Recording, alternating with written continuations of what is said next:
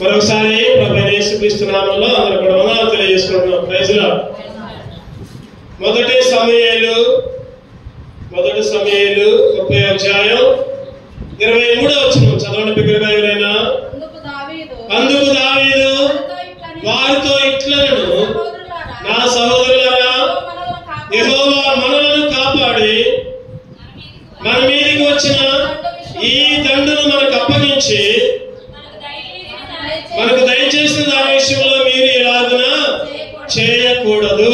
యెహోవా మనలను కాపాడి. ఈరోజు ఆరాధన వర్తమాన అంశం ఏంటంటే, చెప్పండి ఏంటి అంశం? యెహోవా కాపుదల. యెహోవా మనలను కాపాడి. చెప్పండి బలవర్తమానంలో అంశం ఏంటి? కాపాడిన తర్వాత మన ప్రవర్తన ఎలా ఉంటుంది? గ్రూప్ లో పెట్టడం జరిగింది. ఆరాధన వర్తమానంలో బలవర్తమానంలో 2 అంశాలు మన గ్రూప్ లోనే పెట్టడం జరిగింది. కొంతమంది చూస్తున్నారు, కొంతమంది చోట్ల ఫాలో కావాలి. అందరూ చర్చి, మన చర్చి గ్రూప్ ని అందరూ ఫాలో కావాలి. ఆరాధన వర్తమానంలో అంశం ఏంటంటే యెహోవా కాపాడువాడు. చెప్పండి, యెహోవా కాపాడువాడు. యెహోవా కాపాడువాడు. దావీదు గారు అంటున్నారు, ఏమంటున్నారంటే చెప్పండి, ఏమంటున్నారు? నా సహోదరులారా, యెహోవా మనలను కాపాడి మన మీదకి వచ్చిన ఈ దండును మనకు అప్పగించి, మన మీదకి వచ్చిన ఈ దండును మనకు అప్పగించి, యెహోవా మనలను కాపాడి. చెప్పండి, ఇలా ఎన్నో తారీఖు ఇలా ఎన్నో ఆదివారం? మే నెలలో 3వ ఆదివారం. అంటే మే నెల 3వ ఆదివారం దాకా దేవుడు మనల్ని ఎట్లా కాపాడాడు? సురక్షితంగా. కోడి తన పిల్లలను ఎక్కడి కింద ఏ విధంగా భద్రపరుస్తుందో ఆ విధంగా నిన్ను కాపాడి మెదడులో నేర్చాడు. కాపాడటం ఒక వంతు అయితే, చెప్పండి ఇంకొక వంతు ఏంటి? ఇంకొక వంతు ఏంటి? మెదడులో చేర్చడం ఇంకొక వంతు. కాపాడాడు, మందిరంలో కూడా చేర్చాడు. ఈరోజు దేవుని మందిరానికి మనం ప్రాధాన్యత ఇవ్వాలి. దేవుని మందిరంలో గడిపి దేవుని స్తుతించే విధంగా, దేవుని ఆరాధించే విధంగా మనం సిద్ధపరచబడాలి. అందుకనే మార్తాకుల గ్రంథంలో ఒక మాట చెప్పుకున్నాం, దేవునికి కృతజ్ఞతాస్తుతులు చెల్లించాలి. 5 అంశాలు చెప్పుకున్నాం. 5 అంశాలు. వాటిలో ఒకటి ఏంటంటే, చెప్పండి, వాటిలో ఒకటి మందిరంలో చేరి, నీ సన్నిధిలో చేరి నీకు ఏం చేయాలంట? కృతజ్ఞతాస్తుతులు చెల్లించాలి. మందిరంలో చేరి, నీ సన్నిధిలో చేరి దేవుడికి కృతజ్ఞతాస్తుతులు చెల్లించే వాళ్ళలో ఉండాలి. ఎప్పుడు దేవుడికి మనం ఇచ్చే వాళ్ళలో ఉండాలి. ఎప్పుడు నువ్వే వేస్తావు, నువ్వు వచ్చే కాదు. దేవుని మనం కృతజ్ఞతాస్తుతులు చెల్లించి ఆరాధించే వాళ్ళగా దేవుడు మనల్ని ఎన్నుకున్నాడు. ఈరోజు దేవుడు మనల్ని కాపాడి ఆయన మందిరంలో చేరి ఆయన స్తుతించే భాగ్యాన్ని దేవుడిచ్చాడు. అందుకనే దావీదు గారు అంటారు, ఏమంటారు చెప్పండి? ఏమంటారు? అయ్యా, ఒక్క వరం అడుగుతున్నానయ్యా, ఒక్క వరం. నీ మందిరంలో నీ ప్రసన్నత, నీ ముఖదర్శనం చూడటానికి జీవితాంతం నాకు కృపయ్యా. జీవితాంతం నాకు కృపి. జీవితాంతంలో బలపరుచు. నీ మందిరంలో చేరి. ఈరోజు ఎన్ని విషయాలున్నా సరే దేవుని మందిరంలో చేరడం ముఖ్యం. దేవుని ఆరాధించడం ముఖ్యం. దేవునికి కృతజ్ఞతాస్తుతులు చెల్లించడం ముఖ్యం. ఆ అలవాట్లో ఉండాలి. ఆ క్రమంలో ఉండాలి. యెహోవా మనలను కాపాడి. ఎవరిని కాపాడాడు? ఎలా కాపాడాడు? ఎవరిని కాపాడాడు? ఎలా కాపాడాడు? క్లుప్తంగా కొన్ని విషయాలు ధ్యానం చేద్దాం. ఎవరిని కాపాడాడు? ఎలా కాపాడాడు? చూద్దామండి. యోబు గ్రంథం 33, యోబు గ్రంథం 33, 18, 16, 18 కలిసి ఉంటాయి. చదువుకుందాం. 444 పేజీ నంబర్. నరులు గర్విష్ఠులు కాకుండా చేయనట్లు, తాము తలచిన కార్యము వారు మానుకుని చేయనట్లు, గోతికి పోకుండా వారిని కాపాడినట్లు. చెప్పండి, ఎట్లా అంట? గోతికి పోకుండా వారిని కాపాడినట్లు. గోతికి, చెప్పండి, గోతికి అంటే గొయ్యి. గొయ్యి అంటే చెప్పాలి. ఏంటిది గొయ్యి అంటే ఏంటి? ఇంకా గోచి అంటే మనం చనిపోయిన తర్వాత ఏం చేస్తాం? గొయ్యి తెస్తామా? అంటే దాని అర్థం ఏంటంటే గోతికి పోకుండా, అంటే దాని అర్థం సమాధిలోకి పోకుండా. ఎక్కడికి పోకుండా? సమాధిలోకి పోకుండా, గోతికి పోకుండా. యోబు గారి సందర్భంలో ఎలీహు ఈ మాట చెప్తా ఉంటాడు అన్నమాట. ఎలీహు చెప్తా ఉంటాడు పై అధ్యాయం నుంచి మనం చూస్తే ఏముంటుందంటే, గోతికి పోకుండా వారిని కాపాడినట్లు 22వ వచనం 22 వాడు సమాధికి సమీపించును, వారి ప్రాణము సంహారకుల ఎందుకు సమీపించు. ఎక్కడికి సమీపిస్తుందంట? వాడు సమాధికి సమీపిస్తాడు, సమాధి దగ్గరికి పోతుండు. రోగం వచ్చింది అనుకోండి, బాధ వచ్చింది అనుకోండి, కోలుకోలేకపోతుంది అనుకోండి, మచ్చ మీద నుంచి లేవలేకపోతుంది అనుకోండి, అంటారు కదా చనిపోయే టైం దగ్గర పడది అంటారు, రోజులే అంటారు. కొన్ని సందర్భాల్లో నెల కంటే ఎక్కువ బాధలు అంటారు, కొన్ని సందర్భాల్లో రోజులే అంటారు, కొన్ని సందర్భాల్లో గంటలే అంటారు. కానీ కొన్ని గంటలే. ఈరోజు నిన్న కూడా దేవుడు సమాధికి పోకుండా 24 వచ్చింది. దేవుడు వారి యందు కరుణ చూపి పాతాళంలోకి దిగి వెళ్లకుండా వారిని విడిపించును. దేవుడు వారి యందు కరుణ చూపి, చూడండి, నీ మీద నా మీద దేవుడు ఏం చూపించారంట? కరుణ చూపి పాతాళంలోకి పోకుండా, సమాధిలోకి పోకుండా, గోతులోకి పోకుండా కాపాడాడు. ఈరోజు నువ్వు నేను కూడా చచ్చిపోయాం, సమాధిలో ఉన్నాం, చనిపోయాం. అపరాధముల చేతను పాపముల చేతను చచ్చిన వారైనగా ఎఫెసీ 2వ వచనం ప్రకారం అపరాధముల చేతను పాపముల చేతను చచ్చిన వారైనగా క్రీస్తు యేసులో బ్రతికించారు. చచ్చిపోయిన మనల్ని, సమాధిలో ఉన్న మనల్ని, గోత్రంలో ఉన్న మనల్ని క్రీస్తు యేసుతో కూడా బ్రతికించాడు. అందుకే ఆయన స్తుతించాలి, అందుకే ఆయన గణపరచాలి. సమాధిలోకి పోకుండా, సమాధిలోకి 103వ కీర్తన 4వ చదవండి. 103:4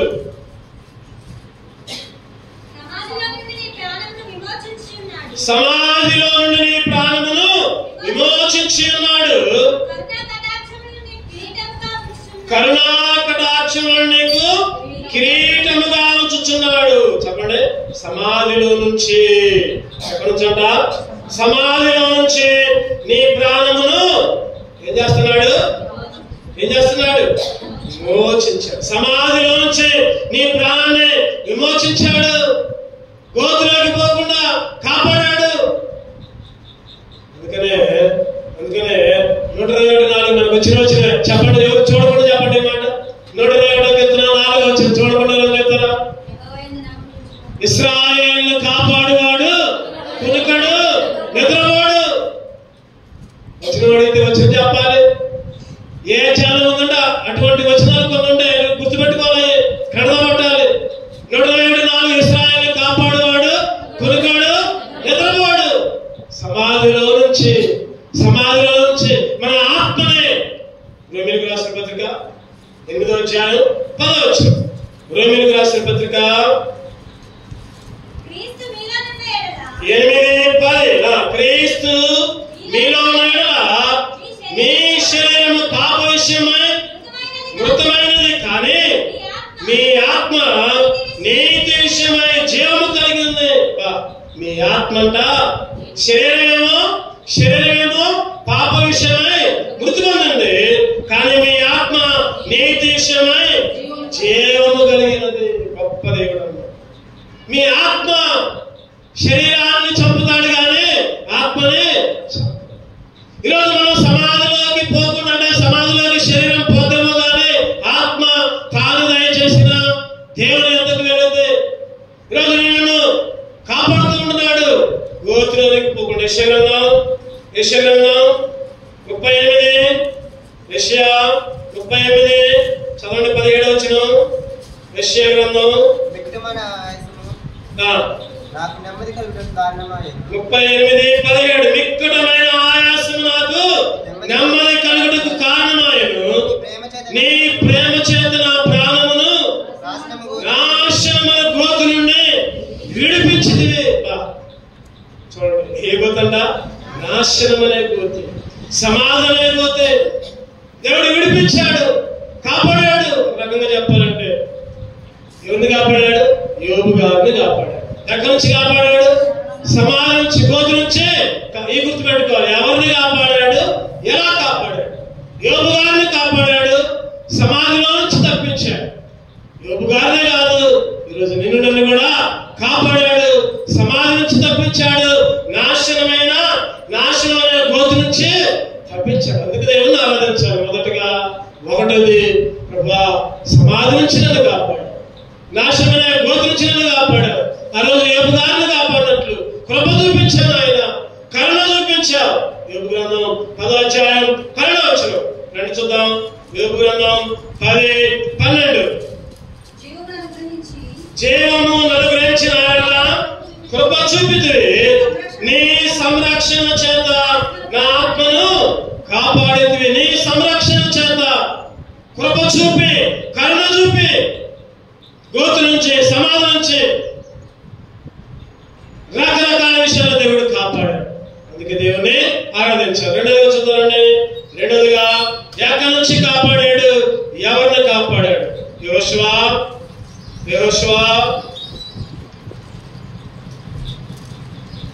14వ అధ్యాయం, యెహోషువ 14:10 188 పేజీ నంబర్. యెహోవా చెప్పినట్లు యెహోవా మోషేకు ఆ మాట సెలవిచ్చినప్పటి నుండి ఇశ్రాయేలీయులు అరణ్యంలో నడిచిన ఈ 45 ఏళ్ళు ఆయన నన్ను సజీవునిగా కాపాడి ఉన్నాను. ఇదిగో నేను ఇప్పుడు 85 ఏళ్ల వాడును. ఎవరి మాట్లాడేది చెప్పండి, ఎవరి మాట్లాడేది? ఎన్నోసార్లు చెప్పుకోను, ఇంకా గుర్తురా. ఎవరి మాట్లాడేది? ఈ మధ్యలో చెప్పుకోను. కాలేబు. ఎవరు చెప్పేది అనేది? ఈ మాట్లాడేది ఎవరు? కాలేబు. అయ్యా అప్పుడు 45 ఏళ్ళు, 40 సంవత్సరం కింద ఉంటది. మోషే నన్ను 11వ వచనంలో, మోషే నన్ను పంపినాడు, నాకెంత బలము, నేటి వరకు నాకంత బలం. 40 సంవత్సరాలప్పుడు ఎంత బలం ఉందో, 85 సంవత్సరాలప్పుడు కూడా అంతే బలం. అప్పుడు దాకా ఏం చేశాడు దేవుడు? కాపాడాడు.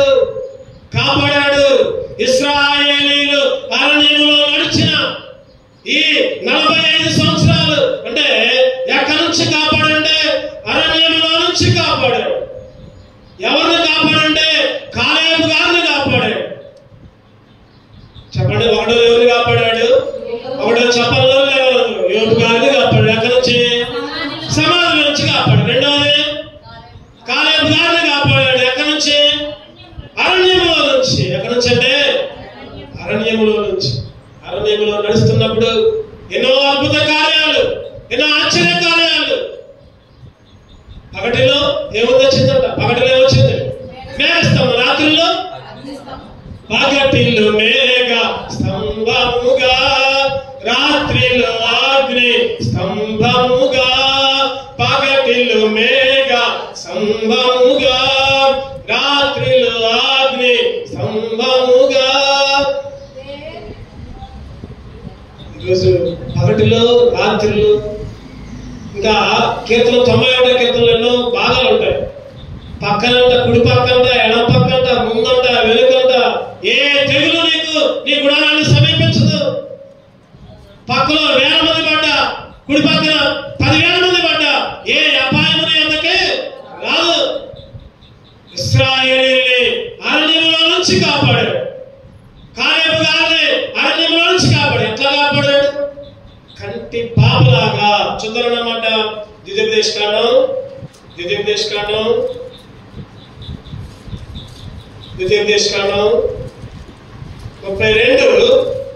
ద్వితీయోపదేశకాండం 32 వచనం అంటే ద్వితీయోపదేశకాండం 32:10 173 పేజీ నంబర్. భేకర ధ్వని గల పాడైన ఎడారిలోను వారిని కనుగొని ఆవరించి పరామర్శించి తను కనుపాపను వల్ల వారిని కాపాడెను. ఎట్లా ఉందంట? అరణ్య ప్రదేశంలో భేకర ధ్వని గల పాడైన ఎడారిలోను వారిని కనుగొని ఆవరించి పరామర్శించి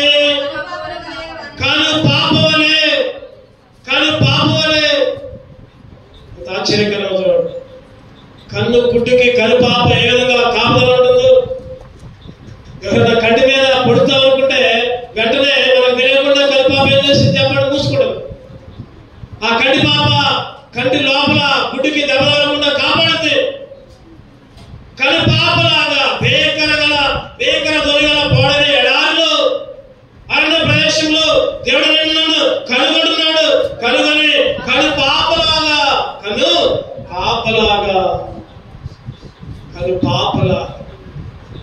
కంటి పాపలాగా ఆయన ఎత్తుకుంటున్నాడంట, మోస్తున్నాడంట. ద్వితీయోపదేశకాండం 1:31 ద్వితీయోపదేశకాండం చదవడమాట 1:31 ఐగుప్తులోను అరణ్యంలోను మీ కొరకు చేసినట్లు మీ పక్షముగా యుద్ధము చేయను. మీరు ఈ చోటుకి చేరే వరకు మీరు వచ్చిన మార్గమంతటిలోను మనుషులు తన కుమారుని ఎత్తుకున్నట్లు మీ దేవుడైన యెహోవా మిమ్మల్ని ఎత్తుకొని వచ్చిన సంగతిని మిమ్మల్ని ఎత్తుకొని తండ్రి తన కుమారుని ఏ విధంగా ఎత్తుకుంటాడు. అరణ్య మార్గంలో మన పక్షాన యుద్ధము చేసుకుంటూ ఎత్తుకొని ఈరోజు నన్ను కనుగొంటున్నాడు, కాపాడుతున్నాడు. కనుపాపలాగా దేవుడు కాపాడే దేవుడుగా ఉంటున్నాడు. అంతేకాదు ఆయనంట అందరూ వినివేశారంట, కూడా ఆయన కనుక్కుంటున్నాడంట. యోహాను సువార్త చూడండి అన్నమాట. యోహాను సువార్త 9 యోహాను సువార్త 9:35 పరిసయ్యులు వారిని వెలివేసిన యేసుని వారిని కనుగొని. చూడండి, ఇక్కడ చూడండి మాట ఉంది. పరిసయ్యులంట వెలివేశారంట, పరిసయ్యులు వెలివేశారు. ఈరోజు మన జీవితంలో కూడా ఒక సేవకుడు సాక్ష్యం చెప్తున్నాడు. ఏంటంటే బ్రాహ్మణ కులం నుంచి యేసుక్రీస్తుని అంగీకరించారంట.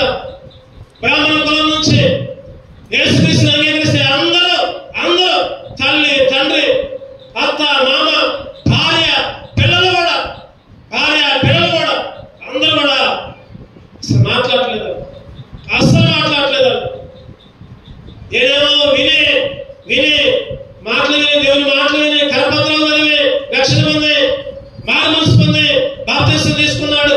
చెప్పాడు ముందే, నేను బాప్తిసం తీసుకుంటున్నా, మారు మనసు పొందుతున్నాను, ఇక్కడ నుంచి యేసుక్రీస్తుని నమ్ముతా. ఆయనే ప్రాణం పెట్టాడు, ఆయనే శిలువలో బలి అయ్యాడు, నా పాపాలన్నీ ఆయన రక్తం ద్వారానే కడగబడ్డాయి, ఆయన నా కొరకు వస్తాడు, ఆయన మాత్రమే పరలోకంలో చేస్తాడు. యేసుక్రీస్తుని నమ్ముకోకపోతే నిత్య నరకం అగ్నిగుండం చెప్పాడంట. అందరికి చెప్పాడంట. బంధువులకి, అత్తమామలకి, తల్లిదండ్రులకి, భార్యకి, పిల్లలకి అందరూ అన్నారంట, నువ్వు బాప్తిసం తీసుకుంటే ఇంట్లో ఉండడానికి వీలు లేదు, నువ్వు రక్షణ పొందితే ఇంట్లో ఉండడానికి వీలు లేదు. ఏం చేయాలి అర్థం కదా. ఇంటికి వస్తున్నాడు పోతున్నాడు, ఎవరు మాట్లాడట్లా, అన్నం పెట్టట్లా, మంచినీళ్ళు ఎట్లా, సరే నేనే పెట్టుకుంటానని పెట్టుకుని తింటున్నాడు. అట్లా 2-3 రోజులు జరిగినాయి. 3వ రోజు అన్నం కూడా ఉండట్లా. వస్తున్నాడు, ఖాళీ కూడా వస్తున్నాడు, పోతున్నాడు. ఆయన పోయిన తర్వాత అన్నం వండుకొని తింటున్నారు. లాభం లేదు అనుకొని ఇక మందిరంలోనే ఉంటాం మొదలు పెట్టాడు. మందిరంలోనే అన్ని పనులు, మందిరంలోనే ఆ సేవకుడు ఆదరించాడు. గొప్ప దైవజనుడుగా ఉన్నాడు. గొప్ప దైవజనుడు. ఎవరైతే వెళ్ళగొట్టారో వాళ్ళే ఇప్పుడు చేర్చుకున్నారు. వాళ్ళు కూడా రక్షణ పొందారు, మానసు పొందారు. ఆయన పైన కల్లా వీళ్ళు కూడా ఎవరు మోసం చేసిపోతున్నాడు, సాక్ష్యం చెబుతున్నాడు, వాళ్ళతో కూడా చెప్పేస్తున్నాడు. దేవుడు విడిచిపెట్టేవాడు కాదు. దేవుడు విడిచిపెట్టేవాడు ఆయన కను పాప వలె ఆయన కనుక్కుంటాడు నిన్ను. నీ కులం నిలవేయచ్చు, నీ బంధువులను నిలవేయచ్చు, లేకపోతే నీ భార్యని నిలవేయచ్చు, నీ పిల్లలు నిన్ను రానియకపోవచ్చు. కానీ దేవుడు మాత్రం అన్యాయం చేసేవాడు. దేవుడు అన్యాయస్తుడు. ఈరోజు అరణ్యములోను ఇంకా భేకర ధ్వని గల ఎడారిలో సంచరిస్తూ ఉంటుంటే కాలేబు గారిని కాపాడినట్లు నిన్ను కూడా కను పాపలాగా కాపాడి ఎత్తుకుంటున్నాడు, మోస్తున్నాడు, కనుక్కుంటున్నాడు, దగ్గరకు తీరుస్తున్నాడు, హక్కులో చేర్చుకుంటున్నాడు, వాక్యం అనే ఆహారంతో తృప్తిపరుస్తున్నాడు. మూడవదిగా చదువులండి. మూడవదిగా 2 దినవృత్తాంతాలు 32:22. 2 దినవృత్తాంతాలు 32:22 చదవండి. 2 దినవృత్తాంతాలు 32:22 పేజీ నంబర్ 386. ఈ ప్రకారం యెహోవా హిజ్కియాను యెరూషలేము కాపురస్తులను అష్షూరు రాజైన సన్హెరీబు చేతుల నుండి అందరి చేతుల నుంచి రక్షించి అన్ని వైపులను వారిని కాపాడినందున. చెప్పండి, ఎవరినంటే ఇక్కడ హిజ్కియాను యెరూషలేము కాపురస్తులు ఎవరి చేతుల నుంచి? అష్షూరు రాజైన సన్హెరీబు అంటే శత్రు అధికారులు, శత్రు రాజులు దండెత్తి వచ్చారంట హిజ్కియా మీద. హిజ్కియా ఏం చేశాడంటే, ఏం చేయాలా? హిజ్కియా ప్రార్థన చేశాడంటే ప్రార్థన చేశాడు. వెంటనే ఒక దూత వచ్చి శత్రు సైన్యాన్ని మొత్తాన్ని సంహరించి 20-21 వచ్చినట్లు ఉంటుంది మాట.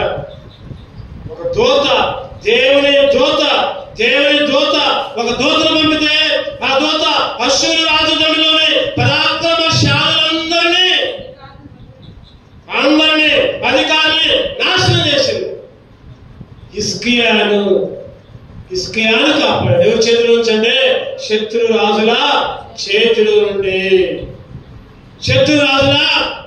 నుండి. మొదటగా ఎవరు కాపాడాడు? చెప్పాలి. నేను మళ్ళీ రిపీట్ చేస్తా.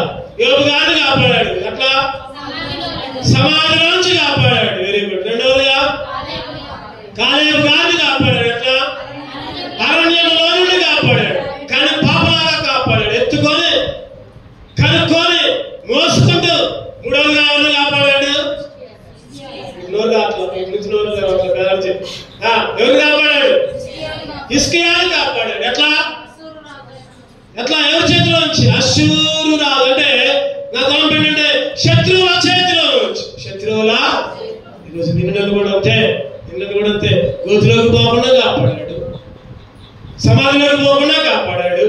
రెండవదిగా అరణ్యంలో ఉంటే కాపాడాడు. మూడవదిగా శత్రు సైన్యాలు. చెప్పండి, నాకు ఎవరు శత్రువులు లేరు అనుకున్నాము? ఈరోజు సైతానేమన్నా శత్రువు, ఎవరో కాదు శత్రువు, సైతానేమన్నా శత్రువు. ఈరోజు సైతాన్ గారికి ఒక పేరు ఉంది. ఏంటంటే ఆ పేరు సర్వలోకాన్ని మోసం చేసేవాడంట. వాడి పేరు చెప్పాడు? సర్వలోకాన్ని మోసం చేసేవాడు. ప్రకటన చదవనమాట. ప్రకటన 12:9. ప్రకటన గ్రంథం రాసిన ప్రకటన గ్రంథం 12:9 కాగా సర్వలోకమును మోసపుచ్చుచు అపవాదియు సాతానుయు పేరు గల చాలు సర్వలోకాన్ని మోసపుచ్చాడు. మొట్టమొదటిగా అవ్వను మోసం చేశాడు, తర్వాత ఆదాముని, తర్వాత వంశాన్ని. ఇప్పుడు కూడా యవనస్తుల్ని, వృద్ధుల్ని, అందరినీ కూడా మోసం చేస్తున్నాడు. సర్వలోకాన్ని ఏం చేస్తున్నాడంటే మోసం చేస్తున్నాడు. సర్వలోకాన్ని మోసం చేస్తున్నాడు. మన హృదయాన్ని కూడా ఏం చేస్తున్నాడు? మోసం చేస్తున్నాడు.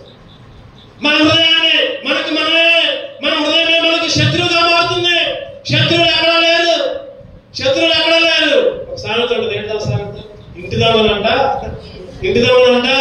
ఏసుడైనా కూడా పట్టుకోవాలి. నిజమేనా కాదా? ఇంట్లో ఉండే మోసం చేస్తారు, ఇంట్లో ఉండే దొంగతనం చేస్తారు, ఇంట్లో ఉండే అన్ని చేస్తూ ఉంటారు. ఎవరు దూరింది? సైతాను హృదయంలో దూరి. ఆ రోజు యోధా హృదయంలో సైతాను దూరి అని చదువుకున్నాము.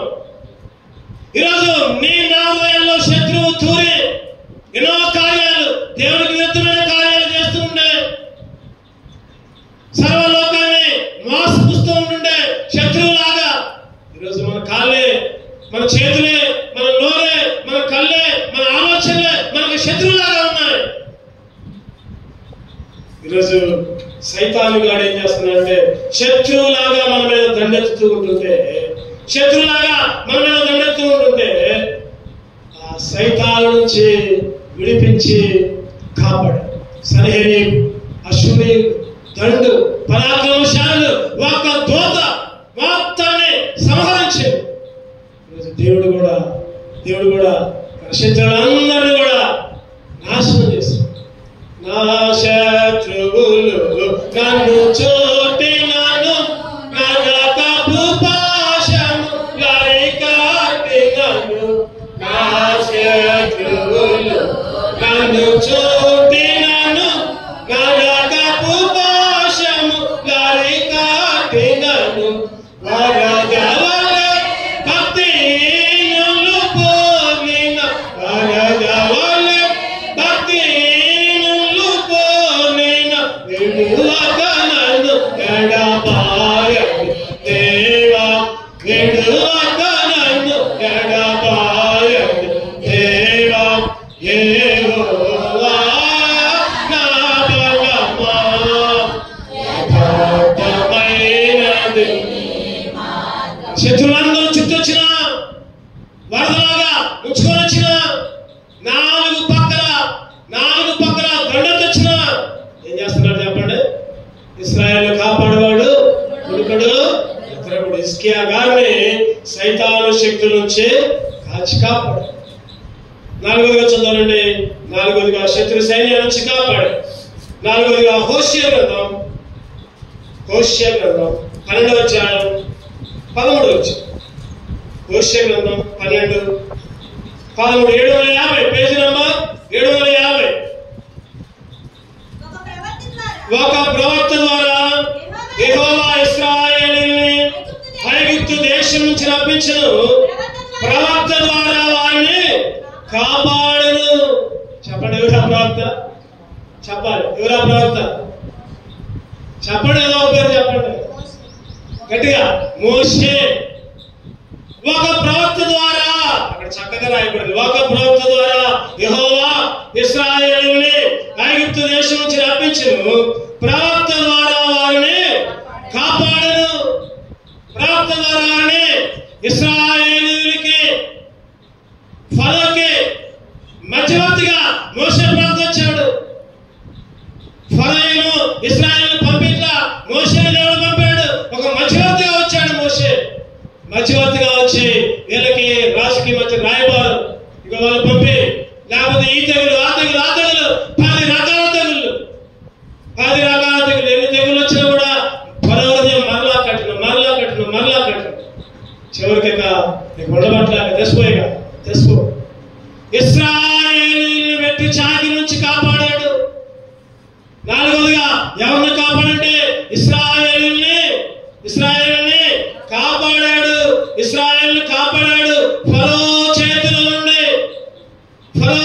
నుండి ఇశ్రాయేలుని కాపాడాడు. ఎవరి ద్వారా అంటే ఈరోజు ప్రవక్త ద్వారా. ఈరోజు నిన్ను కూడా చెప్పండి, ఎవరు కాపాడారు వాళ్ళని? ఇప్పుడు ఎవరు కాపాడారు చెప్పండి? మధ్యవర్తి ఒక ఆయన వచ్చాడు. ఎవరైనా? యేసుక్రీస్తునే మధ్యవర్తి. ఆ మధ్యవర్తి ద్వారా దేవుడు మనల్ని చదువుతాడు అన్నమాట. చదువుతాడు. 1 తిమోతి 2వ అధ్యాయం 5వ వచనం. 1 తిమోతి 2వ అధ్యాయం 5వ వచనం. దేవుడు అక్కడే దేవునికి నరునికి మధ్యవర్తియు ఒక్కడే, ఆయన క్రీస్తు యేసును నరుడు. చెప్పండి, మధ్యవర్తి ఎవరు వచ్చారు చెప్పండి? దేవుడు ఒక్కడే, దేవునికి నరులకును మధ్యవర్తియు ఒక్కడే, దేవునికి నరులకును మధ్యవర్తి ఒక్కడే, ఆయనే యేసుక్రీస్తును నరుడు. దాస్య గృహంలో ఉంటే ఇశ్రాయేలు కాచి కాపాడాడు. దాస్య గృహంలో ద్వితీయోపదేశకాండం 5వ అధ్యాయం 6వ వచనం. ద్వితీయోపదేశకాండం 5వ అధ్యాయం 6వ వచనం.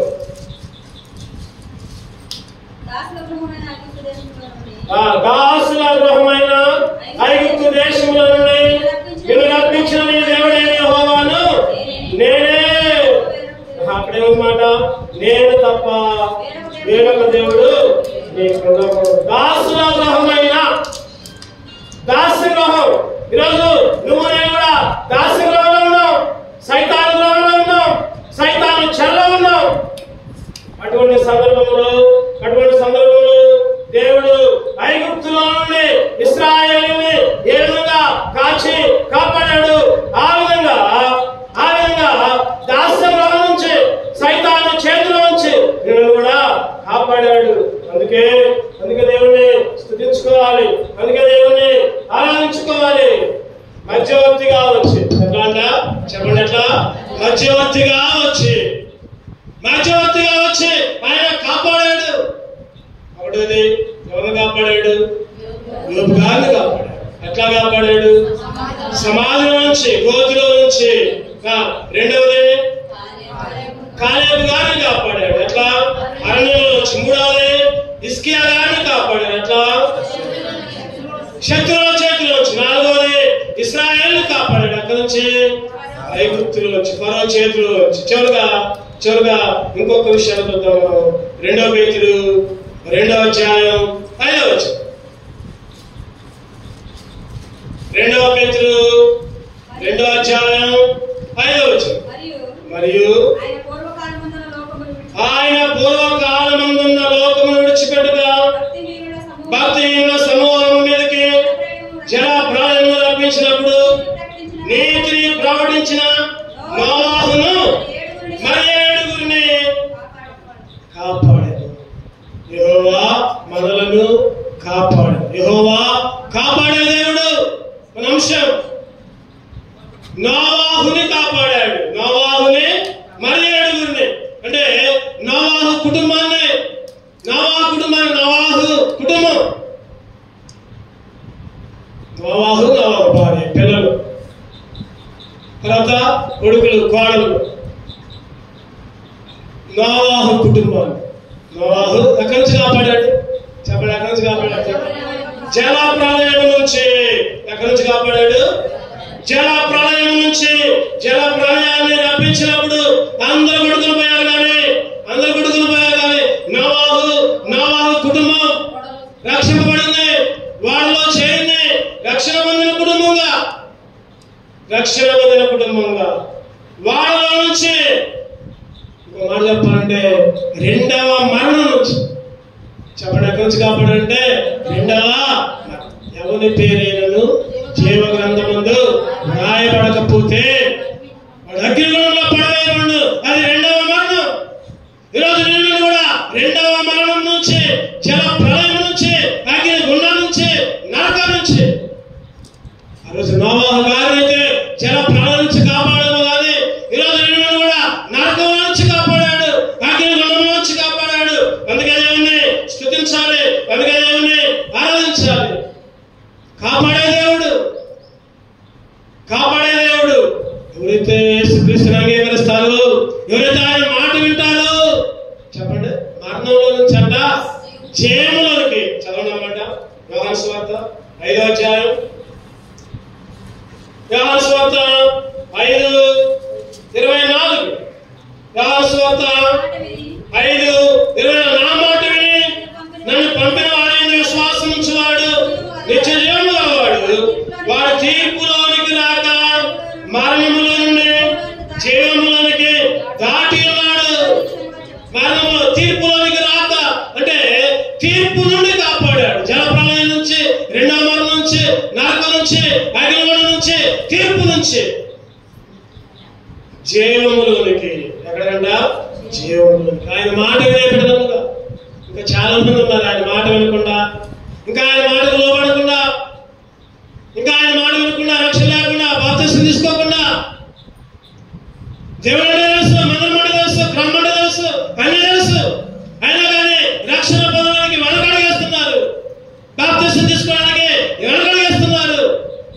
ఈరోజు చాలా మంది యవనస్తులు అన్ని చేస్తున్నారు, కానీ దేవుని కొరకు మంచిగా ఉంటున్నారు, మందిరానికి వస్తారు, పాటలు పాడతారు, వాక్యాలు అవుతారు. కానీ మందిరంలో ఉన్నసేపు మందిరం, బయటికి వచ్చే లోకం. మరి అటువంటి దాని నుంచి తప్పించుకొని దేవుని మాట వినే వాళ్ళగా, మరణం నుండి జీవంలోకి వెళ్ళే వాళ్ళగా, దేవుని మాట వింటల్లా తీర్పులోనికి వస్తున్నారు వాళ్ళు. ఇంకా యవనస్తురా ఇంకా బాప్తిసం లేకుండా ఉంటున్నావేమో, ఇంకా రక్షణ లేకుండా ఉంటున్నావేమో. జాగ్రత్త, దేవుని మాటకు లోబడు, దేవుని మాట విను, ఒక తీర్మానం చేసుకో. చెప్పు, తోటి విశ్వాసం చెప్పు, సాగులు చెప్పు. ఇగో నేను బాప్తిసం తీసుకోవడానికి సిద్ధపడ్డా, ప్రార్థన చేయండి. ఇగో మేము తీర్మానం చేసుకున్నాం చెప్పారు. సార్ జైరా నేను మ్యారేజ్ ఇంటికి పోతే వాళ్ళు చెప్పారు డైరెక్ట్గా, మేము ఇప్పుడు పరలో చేయించా, మేము ఇప్పుడు చచ్చిపోతే పరలో కాలిపోతాం, నాడు కాలిపోతాం అని అడిగారు. ఆ జైరాని అయితే ఖచ్చితంగా అడిగారు, పరలో కాలిపోతాం, నాడు కాలిపోతాం. మేము ఇప్పుడు మంచిగా ఉన్నదా, మానవస్పందంగా బాప్తిసం తీసుకుంటేనే పరలోకానికి పోతారమ్మా. జాగ్రత్త, సిద్ధపడు తీర్మానం తీసుకోండి, ప్రార్థన చేస్తాం. మేము బాప్తిసం తీసుకుంటాం, తీర్మానం తీసుకున్నాం అని చెప్పారు, ధైర్యంగా చెప్పారు, ఇద్దరు చెప్పారు. అందరూ కూడా ప్రార్థన చేయండి వాళ్ళ కోసం, ఎందుకంటే సైతాన్ని వెనక్కి లాక్కుండా. ఈరోజు ఎవరైతే దేవుని మాట విని లోపడతారో, దేవుని మాట విని తీర్మానం తీసుకుంటారో, మరణం నుండా ఎక్కడ పోతారంట, జీవంలోనికి. ఈరోజు దేవుడు కాపాడే దేవుడు చెప్పండి, ఎవరిని కాపాడాడు?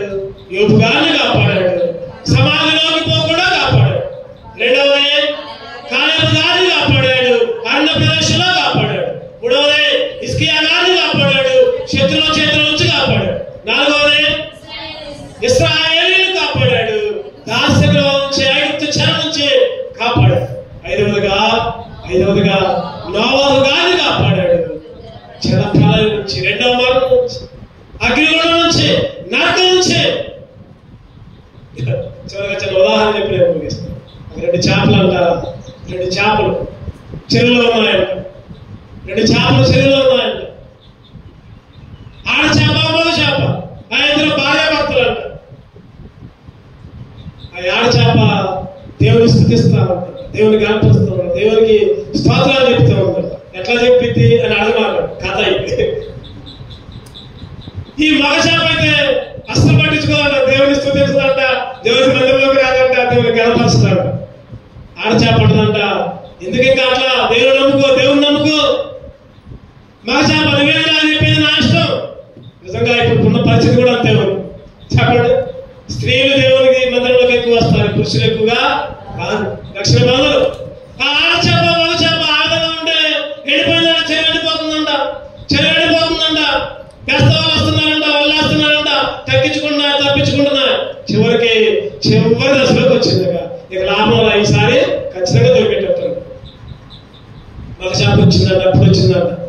ఏంటి మీ దేవుడు కాపాడుతున్నాగా, మనం కాపాడట్లేదు ఏంటి అని అడిగిందంట. ఈ ఆడ చేపలంట, నువ్వు నమ్ము, దేవుడు కాపాడుతాడు, నువ్వు నమ్ము అని ఆడ చేప చెప్పిందంట. అందులోకి బెస్తవాళ్ళు వచ్చారంట, 2 చేపలు పట్టుకొని పోయారంట. వాళ్ళు వేసారు, 2 చేపలు పట్టుకొని పోయారు. ఆ 2 చేపల్ని ఒక ఆయన కొనుక్కున్నాడంట. దేనికి? కూర చేసుకున్నాడు. కొనుక్కున్నాడంట, చేపల ఇంట్లో వేసిపోయాడంట. అప్పటికి ఆడ చేప ఉందంట. మగ చేపేమో ఆడ చేపకి చూసి, ఏడి నీ దేవుడు కాపాడట్లేదండి, ఇక మనం కూరగట్టే. ఏమైనట్టంట, మనం కూరగట్టే. ఏడుదా ఆడ చేప ఉందంట. నమ్ము, విశ్వాసం ఉంచు, కాపాడదు దేవుడు. కాపాడకపోయినా దేవుడిని విడిచిపెట్టను. విశ్వాసంతో ఉందంట ఆడ చేప. మగ చేప ఏమో ఎక్కలేస్తుందంట. ఏడు నీ దేవుడు. ఆయన తీసిపోయి, ఇంట్లో తీసిపోయి, భార్య తీసి, ఇగో చేపలు వచ్చినాయి, మంచిగా కడిగి ముక్కలు కోసి కూర చేసి మధ్యాహ్నం మంచిగా అందరం పిలుద్దాం, అందరూ కలిసి భోజనం చేద్దాం అని ఆ 2 చేపలను బయట ఎక్కడ గాబు దగ్గర పడేసి పోయాడు. ఆమె వచ్చిందంట, భలే ఉన్నాయి చేపలు అనుకొని ఏం చేసింది, ఉప్పు తేవాలిగా, కడగాలంటే ఏం తేవాలి, ఉప్పు తేవాలి, లేకపోతే ఇంకొన్ని తెచ్చుకోవాలిగా, కత్తిపేట ఏది తెచ్చుకోవడానికి ఇంట్లో పోయినా. ఇంట్లోకి పోగానే పెద్ద వర్షం. ఏమైంది చెప్పండి? ఇంట్లోకి పోగానే ఆ స్త్రీ ఆ రెండు చేపలు అక్కడ పెట్టి కాపు దగ్గర పెట్టి ఇంట్లో పోయింది. ఉప్పు కారం లేకపోతే కత్తి తెచ్చుకొని ఇక చేపల్ని కోసేసి ముక్కలు వేద్దాం అనుకుంది. ఇంట్లోకి పోగానే పెద్ద వర్షం, కొంగ వృష్టి అనుకుంది. మరి వర్షంలో ఎందుకులే, తగ్గిన తర్వాత పోయి వాటి పని చేద్దాం అనుకుంది. అంతలోకి పైనుంచి డాబా మీద నుంచి నీళ్లు కుప్పలుగా వచ్చాయి. నీళ్లు మాత్రం నిండిపోయి ఆ చేపలు రెండు ఆ మడుగులోంచి ఆ చేపలు ఆ మడుగులోంచి ఆ వాగులోకి పక్కనే సైడ్ కాలం ఉందంట. సైడ్ కాలం పొగిలిపోతుందంట. పోయి దాంట్లోకి పోతే ఇంకా చేపలు దొరుకుతాయి. చెప్పండి, బయటికి పోతే దొరుకుతాయా? ఆ నేలలో కొట్టుకుని ఆ విధంగా కాలంలో చూడండి. ఇదేదో ఉదాహరణ కానీ ఇదేదో కథ కానీ నిజంగా దేవుడు నన్ను కాపాడే దేవుడు కాపాడతాడు. కోర దగ్గర నుంచి, కోసే దగ్గర నుంచి, చనిపోయే స్థితి నుంచి ఇగో గొడ్డలు ఎత్తాడు. వేయబోయాడు ఎవరి మీద? గొడ్డలు ఎత్తి వేయబోయాడు ఎవరి మీద? చెప్పండి, ఎవరి మీద? క్వశ్చన్లు అడిగినప్పుడు చెప్పే జ్ఞానం ఉండాలి, నేర్చుకోవాలి. ఇన్ని సంవత్సరాల మందిలోకి వస్తున్నాం, ఇంకా ఇటువంటివి కూడా చెప్పకపోతే ఎట్లా? ఎమ్మంటే చెప్పాలి, డబ్బులు చెప్పాలి. ఎవరి మీద గొడవలు ఎత్తింది? ఎవరు ఎత్తింది గొడవలు? అబ్రహాం. అబ్రహాం ఆగు, చావు దగ్గర నుంచి. ఈరోజు ఆ చేపలంటే ఆడ చేప చూసినా నా దేవుడు చావు నుంచి తప్పించాడు. ఇదేదో ఉదాహరణలే కానీ ఈరోజు నీ జీవితంలో, నా జీవితంలో దేవుడు ఇశ్రాయేలును కాపాడేవాడు, కొనుక్కాడు, నిద్రపోడు. అందుకనే దావీదు గారు అంటున్నారు, యెహోవా మనలను కాపాడెను. యెహోవా మనల్ని.